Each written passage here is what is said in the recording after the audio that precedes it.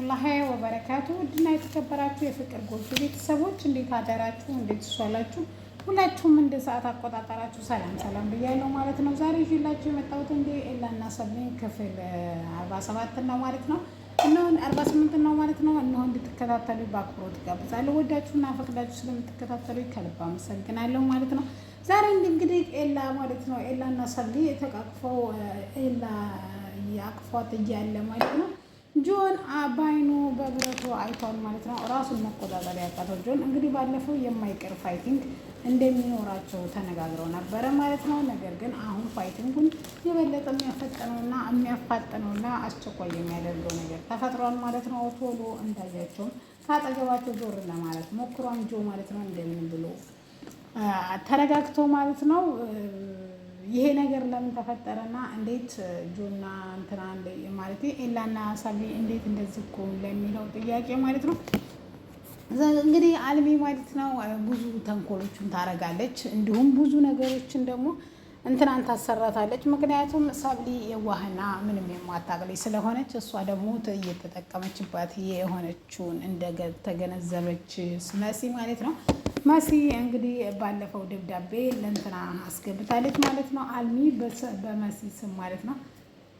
ስለዚህ ቁጭ ብላ ስታስብና ስታሰለስል ይሄን ነገር ሊያደርግ የሚችለው ታልሚ ውጭ ማንም የለም ትልና እንግዲህ ግድግዳ ላይ አንቃት እንግዲህ እያስፈራራቻ ነበር ወይም እየመታቻት ስለነበረ ኤላና ሰብሊ ነበሩ የመጀመሪያ የደረሱት ማለት ነው። ኤላም ሰብለን አልሚንም መሲ ተያዘች፣ ሰብሊም እንትን ተያዘቻት በኋላ ጓደኛዋ ማለት ነው። ከዛ ምን አርጊ ነው የምትለያት? ይችል ለምን አታያትም? እሷ ምን አረገች? ምንስ ልታረገች ትችላለች? በማለት እንግዲህ በጩኸት ታቀጠዋለች መሲ ላይ ሰብሊ ማለት ነው። እሷም በመሲም እንግዲህ በጣም ተናዳ አይገርምሽም? እኔ እንደዚህ እየሆንኩ ያለሁት በአንቺ ምክንያት ነው። ከአልሚ ጋር እንደዚህ የምደባደበው እንደዚህ ደረጃ የደረስኩት በአንቺ ምክንያት እንጂ በእኔ ምክንያት አይደለም። አንቺ ግን ሁሌ ራስ ወዳድ ነሽ፣ ራስሽን እንጂ እኔን አንድ ቀን ምንድን ነው እንዴት ነው ብለሽ ነገሮቹን ለማጣራትም ሆነ ምንም ለማለት ሞክረሽ አታውቂም። እውነቴን ነው የምልሽ ሰብለ ጓደኛዬ ሰብልዬ በጣም ማዝነብሽ ትላትና እንግዲህ በንዴት ጥላት ትሄዳለች ማለት ነው። ይሄን ያየችውም እንግዲህ ሰብሊ በጣም ስሜቷ ይነካል ማለት ነው። እንባዋም ታታስበው ይመጣል ማለት ነው። በጣም እያለቀሰች ማለት ነው። በእርግጥም ሀቅ ነው ብላ እንግዲህ ለኤላ ስመሲ ማለት የልጅነት ጓደኛዬ ናት። ነገር ግን እኔን ሁሌ አልረዳትም። ምክንያቱም እኔ ሁሌም ጥፋተኛ የማደርገው መሲ ነው። እንደዚህ ግን ስሜቷን እንደጎዳሁት አልታወቀኝም ነበር ወይም አልተሰማኝም ነበር በማለት እንግዲህ ለኤላ ብሶቷን እያጋራች እያለ ነው ማለት ነው ይሄ ነገር የተፈጠረው። ኤላም እንግዲህ ማዘንና እንደዚህ መሆን እንደሌለባት ቢነግራትም ነገር ግን ስህተቷ ከዚህም በላይ እንደሚያሰራት እየነገረችው ሰብሊ ማለት ነው።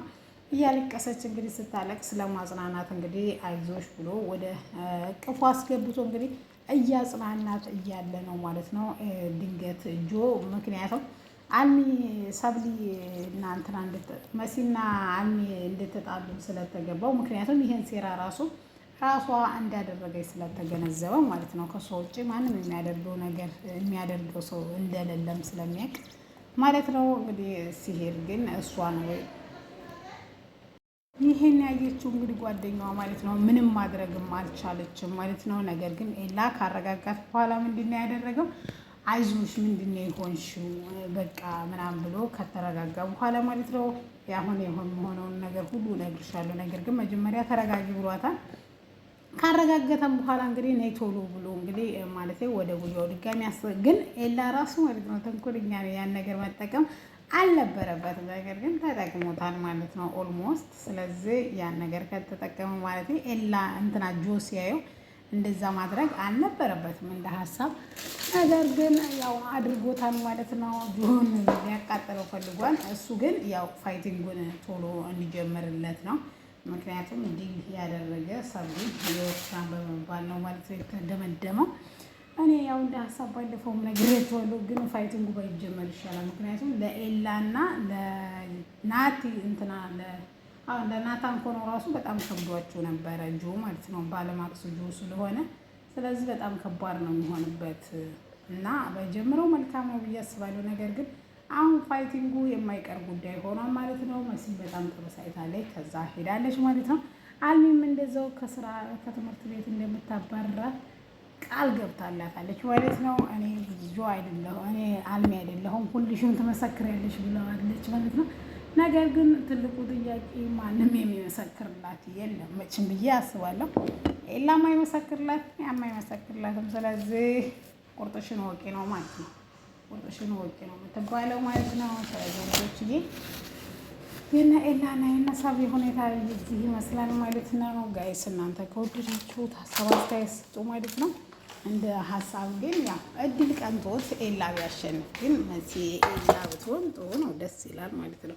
ግን ያው ጆ ደግሞ ታውቃላችሁ እሱም በጣም ነው የሚያፈቅራት፣ ለእሷ ተንኮል እሷን አላማጣት ነው ይሄ ሁሉ እያደረገ ያለው እንጂ ግን ያው እሷ ግን ያው ልቧ ከኤላ ይሉኝታ ምናምን ደግሞ ይዛታል ከእሱ ጋር ትሆናለች ማለት ነው።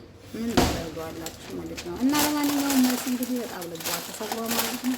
ቲቸር በቄ ደግሞ እንግዲህ ለእኔ ነው የተጻፈው ብሎ እንትኑ ይሄ ደብዳቤው ለእኔ ነው የተጻፈው ብሎ ምክንያቱም ቲቸር ሽሜ ስልክ እያወራ የእሱ መጽሐፍ ውስጥ ያስገባ መስሎት ያስገባው መጽሐፍ ለየቲቸር በቃል እንግዲህ ቲቸር በቄ ደግሞ ያንን እንግዲህ አይታለ እኔ እረዳሻለሁ ጠይም ዘለግ ያለ እስክ ደግሞ ባለፈው ያስገር ሙዚቃ ሰምቶ ነበረ።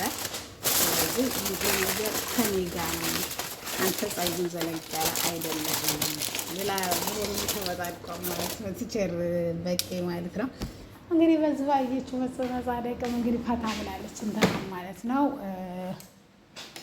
አልሚዬም ማለቴ መሲው ፈታ ብላለች። ምክንያቱም ቲቸር በቄ በጣም የሚወደድ እና የሚደነቅ ነው ማለት ነው። ይህን ያየችውም እንግዲህ ፈታ ብትልም ነገር ግን ለናታን ሁሉንም ነገር ነግረዋለች። ናታን ግን ይሄ ነገር አጋጣሚ አሪፍ ነው፣ ፍቅርሽን በቃ ግለጭለት እውነት ነው በይው ስትለው ሲላትም አይ እኔ እንደዛ አላደርግም ይሄን ላደርግምም አልችልም ብላ እንግዲህ ቃሏን ሰጥተዋለች ማለት ነው። ጋይስ እንግዲህ የዛሬው ይህን ይመስል ነበረ። እናንተ ደግሞ ሀሳብ አላችሁ ማለት ነው። እንግዲህ አልሚ ተንግዲህ ወደ አልሚ ምን ልታረግ እውነት ከሳት አባረራት ይሆን ወይስ አትከሳት ይሆን ማለት ከትምህርት ቤት ልታባረራት ትችላለች ወይስ አይመሰክሩላትም የሚለው የነ ጁስ ቀጠሮና ፋይቲንግ በቅርብ ይሆናል የሚለው እኔም ተስፋ አለኝ ማለት ነው። መሲ ግን በጣም ተናደለኝ፣ ግን ጀግና ናት። በቃ ኃይለኝነቷን ወደ ፊት ለፊት ነው በቃ እንትን የምትለው የምትጋፈጥ ማስመሰል ምናምን አይመቻትም። መሲ ነው ወላ ደግ አድርጋታለች ማለት እንጂ ማትረባ እንከፍ ማለት ነው። እና ጋይስ ለማንኛውም ዛሬ እዚህ ጋር ይበቃናል። እናንተ ደግሞ አበረታቱ። የምሬ ነው። ቻናሌ በጣም ሞቷን በጣም ብስሚላ እኔ ራሴ እንደዚህ ይሆናል አልልም፣ ግን በቃ ከነገ ዛሬ በቃ በጣም እየሞተ ነው። ለማንኛውም በቃ የምትወዱኝ እባካችሁ ሼር አድርጉልኝ።